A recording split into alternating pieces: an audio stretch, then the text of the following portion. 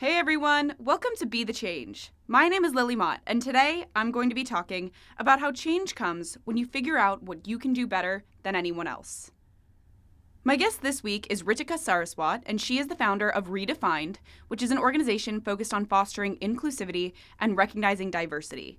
I got to talk with Ritika all about her work with students and people from marginalized communities and non-traditional backgrounds. So, without further ado, let's get started with this episode featuring Ritika Saraswat.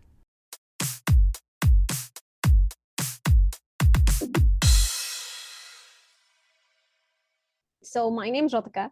I came to Canada about 6 years ago. I came to Canada as an international student, a classic South Asian kid wanting to become a doctor and change the world. But I think I very soon realized that, hey, there are other ways of doing it. It's not just by becoming a doctor and studying science. So I think I just kind of kept myself open to opportunities when I moved to Canada, because you get so many kind of variabilities and diversity in things you can pursue. And that's when I really started looking at the business side of things. So it happened by coincidence where one of my friends wanted me to fill in for a case competition for her once. And oh my God, once I did it, I was like, this is amazing. I absolutely fell in love with business, started exploring that side more. I don't know how time flew by. And then I did 2 years working as a freelance consultant in startups and nonprofits across Canada and the US. Before that, I had started already volunteering since the age of 10. So I'm 23 now. So if you can estimate, I have so many years of experience in the social impact space. And then I also worked in the higher education space for a year, where I was helping UBC, UFT develop kind of like mentorship programs for international students. So while I was doing that, I kind of realized a gap that exists in the education market, whereby if you are not necessarily a business student or come from a business background, you aren't taught about networking, you aren't taught about LinkedIn, what is personal branding, what is self-advocacy. That's not something that's taught to you. Even a lot of my courses, for example, never had presentations. They always had, you just come give your exam and you leave. So I never felt like I was being developed for the real world, which looks quite different than academia. So that's when I felt like, okay, I need to do something about this. So Redefine was actually born out of that, and also a combination of other kind of struggles and challenges I faced as an international student, not necessarily coming from the best of the best economic backgrounds, having those legal liabilities and restrictions at times as well, and living in that constant fear of like, am I fitting in versus am I not, this and that, like the cultural shock, etc.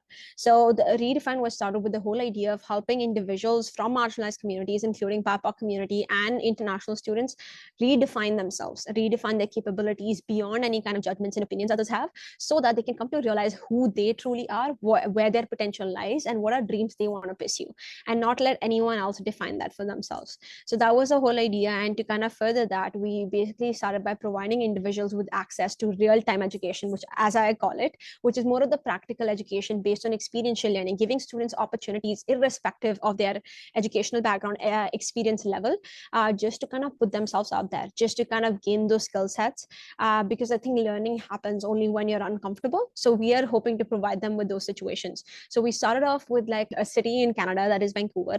We're now based in 3 cities here, which is Vancouver, Toronto, and Halifax. We also then expanded our work to outside of Canada, where we started working with India, for example, like a few cities there. And even within Africa, we started working with Ghana, Nigeria, and Uganda to also provide this further, create more accessibility as well. Because we know that obviously everyone coming to Canada is privileged enough. Not everyone is privileged, but privileged enough to get access to certain opportunities. So then we started catering to more of the underserved and underprivileged communities as well abroad, by providing them with free access to education and even resources, whether it be menstrual products, whether it be any educational resources like a computer for schools. I mean, we don't do it a lot because we have limited budgeted finances, but like even textbooks, notebooks. One of the schools in Ghana where we cater to about 500 schools, that was one of our biggest projects. We helped them put together tables and chairs because they didn't have that in the schools, to kind of also encourage students. So overall, I would say is just helping redefine education and what youth capabilities mean, because we believe that they are the change makers of today and not tomorrow. That was a very long introduction. Oh my God. Sorry. No, that was a great introduction. And I love that you started off by giving me so much background on who you are and your work with Redefined. So I'm really interested in this shift that you made from wanting to be a doctor to becoming more interested in business, and then, of course, really committing yourself to that career path. Can you tell me more about what inspired you to make that decision and just really take that leap into a completely different field and career path than the one that you had originally envisioned for yourself? Yeah, I think a lot of us actually come with preconceived notions about what is successful, what's not, what's going to work for us, what's not. And, coming from the culture I was in, which is South Asia, obviously, you have particular streams which are dedicated as, this is what will help you get a stable job. That idea behind even a stable job, that kind of, cultural norm that exists today kind of pushes us sometimes to pursue careers that we don't necessarily, where our passions don't necessarily align, and I knew, yes, my passion was always to give back to the community. My passion was to create an impact.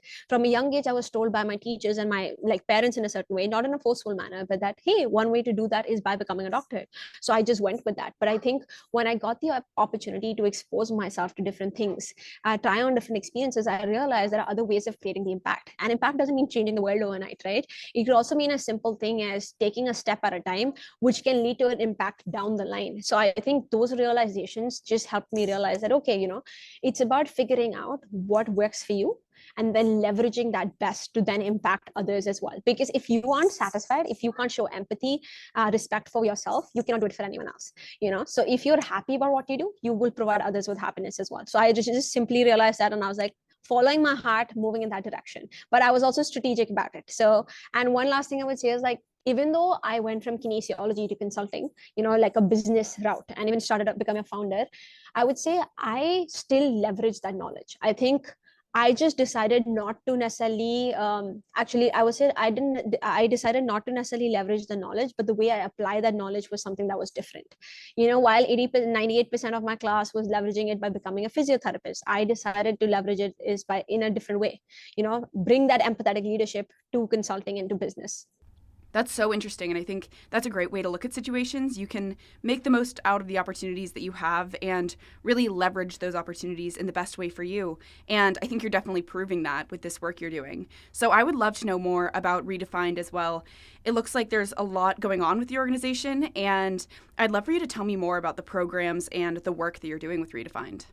Yeah, I would say it's a bit all over the place as well, which is not necessarily a good thing. But I think it's just like, there's just so much to do, right? And you just feel like you're not doing enough at times. But I would say it's like there are a couple of things that we do, right?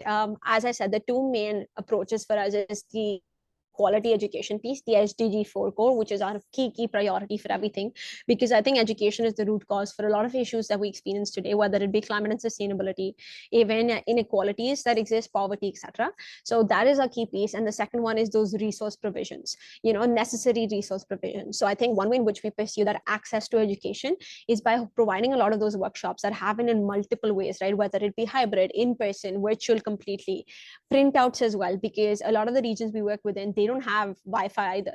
So the only way we can access them is maybe contacting one person, maybe in that entire area, who has little bit of also, let's say, access to Wi-Fi.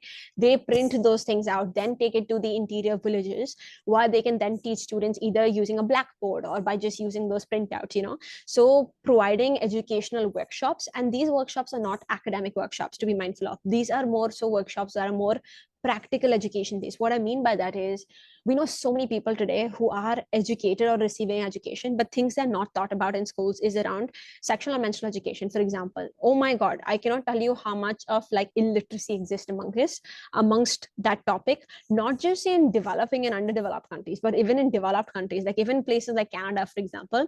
We have noticed schools where their education is not as readily provided, and that can lead to a lot of mishaps later on for a lot of students, right? Because they're unaware of so many things. So I think that is one area we do is, so sexual and menstrual education, awareness around sexual abuse is a huge one for us, especially recently with the focus on consent as well. What does it actually mean?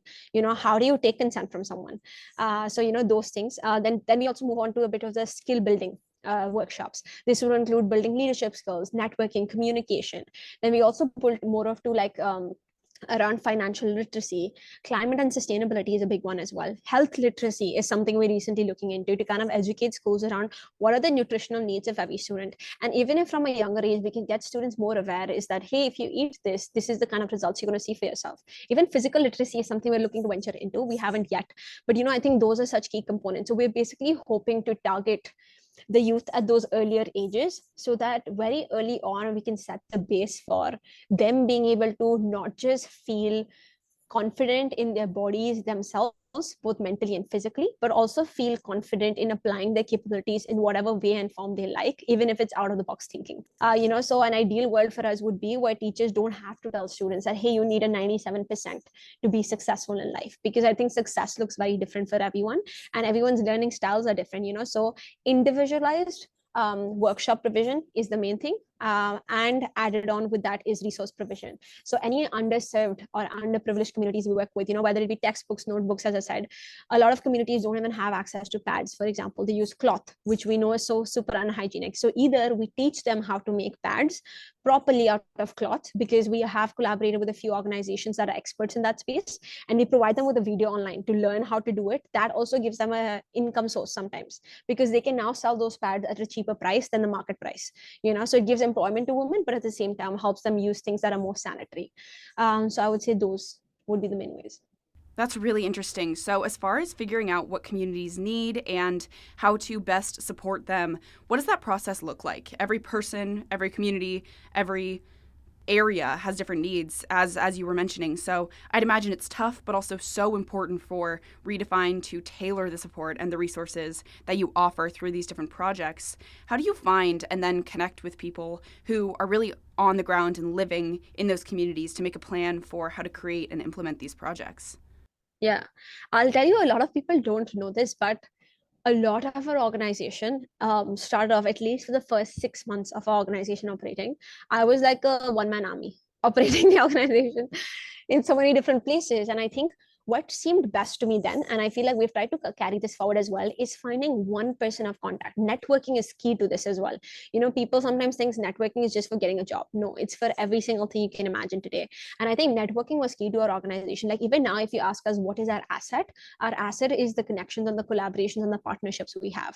Our entire year, we haven't fundraised money, like, or necessarily applied for grants. Yes, we did do GoFundMe's and other things, but at the first 6 months, we never even had to raise money. We could run everything just by collaborations, whether it be food drive, clothing drive, anything at all. And, it was just running through those. So I would say first was just that part of like networking and coming across either other potential organizations in those cities, because we aren't the subject matter experts, right? So we find the subject matter experts to come on board with us and help us get access to those communities. So we find those local individuals there based in those cities or based in those villages where we're trying to get into contact with, set up a good relationship with them, speak to them over a period of time. Once we have that good connection and relationship established, propose to them the idea that, hey, this is the work we do. Would you love to do it together? Would you be that person, that main person for us to communicate things with, who can tell us the realities of those villages, who can tell us the realities of the cities, what are the needs? And this takes time, because you need that person, you need someone you can trust, right? What if someone tells you, hey, I need $100,000 to do this and that, and they keep money with themselves, right? So I think that would be first key. Second is, we always partner with organizations in most of the work we do. So whether that be an organization based in that locality where we're hoping to create an impact, in addition to just that single individual from the community, also a potential organization that does work there, or it could be an organization, let's say currently based in the region I'm in, or even from, let's say, India or anywhere else, who can help us with a lot of the online provision of resources or help us putting things together. Because I think two forces is always better than one, right? So any of those areas, the 7 areas I mentioned, the sex ed and the other ones, we obviously are not experts in every area, right? So we bring in organizations for these different areas to come together with us to create content for the workshops, which we then have like online in Google folders. And then depending upon the organization, the school or the university or the village that we're working with, or even the slums that we're working with in India, we get in contact with the local people, show them that PowerPoint once in their local language. We ask them, does this make sense to you? Is this going too much overboard? Is this something you think people are not going to appreciate? Because especially with sensitive topics like sexual and menstrual education being a big one, like recently we're doing one in India, they said that in the slums, they said, oh, you cannot bring a pad and show it in front of people on how you put it to yourself, or you cannot bring a tampon either. So, those specific things, only a local person can tell you. Google cannot tell you that. So I would say like those few things.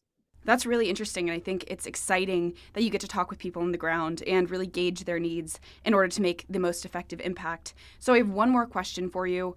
Lots of young people, especially high school students, college students, want to make a difference, but they may not know how to get started with that work. Do you have any advice for those people who may be listening? I would say just get started. I know it sounds very counterintuitive, but it's true. Like, let's say with any initiative, I'll tell you, like, at least from a personal level as well, and anyone we bring on board within our organization, I give them full ownership and leadership. And I think that's the most difficult part. When you give someone a lot of freedom to do things, that's when it becomes more challenging for them to execute something because they don't have an idea. But I think that process of figuring out how do you get started on something is most important. So I would say just get started by, maybe instead of always wanting to start your organization, identify a cause or a passion you associate yourself with the most, right? And then second step would be identify organizations that are currently doing impact in those areas, right? It doesn't have to be the topmost organizations from the UN, etc., right? Identify those small to early stage nonprofits that are doing that work. Collaborate with them, or not just collaborate, sorry, work with them, right? As a volunteer, maybe in a leadership position with them, work for a few months, get an understanding of how does it internally work. And if you feel what you plan on doing is different, see, I think any startup or even nonprofit, you don't have to be out of the world kind of an idea. As long as you can do one thing 5 to 10% better than anyone else, start your own organization. If you can do that better thing, now you have a value proposition for yourself. So start something separately then, and once you know how the internal mechanics work, you can very easily set something up. And never spoil your relationships with, right, the other organizations. Once you form your own, tell them, hey, can we collaborate together? I would love to have you as my first collaborator to start with. So now once you set up your organization, you already have the first person to collaborate with. You already have an idea that, hey, I'm going to impact 50 people through this first initiative. And you are more confident now once you've set it up, and you've set up those relationships as well. So I would say that would be a great way to start. And third is, be aware, keep networking, right? Keep talking to people. Hey, this is what my passion is, this is what I hope to do. You never know what someone's working on. They're going to be like, hey, I have this opportunity, do you want to come be a part of it? Like Redefine, for example, we are running a social impact fellowship program right now, which is for all youngsters. Doesn't matter if you're a high school, undergrad, postgrad, anyone who's interested in social impact but does not know where to start, come join this program. It's a 3-day event followed by a 2-month project that people enter into, a social project that they do. Now, by the end of the project, exactly, you have got mentorship from these social entrepreneurs across the globe on how they started their nonprofits, how they're doing the work, how do you take leadership over a social project, how do you execute it, how do you get into contact with those communities. You have learned that over 2 months now. Now, when you finish at the end of 2 months, not only have you formed connections with those potential nonprofits now who you can later on have collaborations with, but you already have the skill sets now that you need to get started. So yeah, a win-win situation.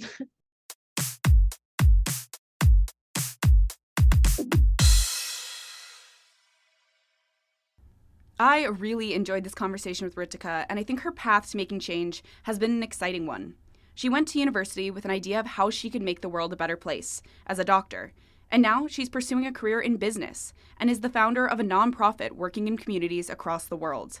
I think Ritika's advice for making change was spot on as well, as far as just getting started, collaborating with others, and then, if you feel like there are ways that you could be using your time and your talents to make change in a different way, branching out to start your own project. I think Ritika's work is a testament to this advice, and a great example of how change comes when you figure out what you can do better than anyone else.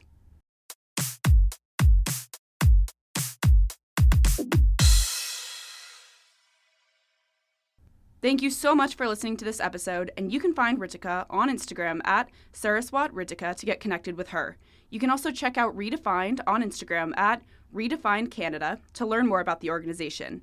If you want to talk about anything I mentioned, please reach out to me by email at lily@bethechangepodcast.org or on Instagram at bethechangepodcast. Tune in for my next episode, but until then, be the change you wish to see in the world. Bye, guys.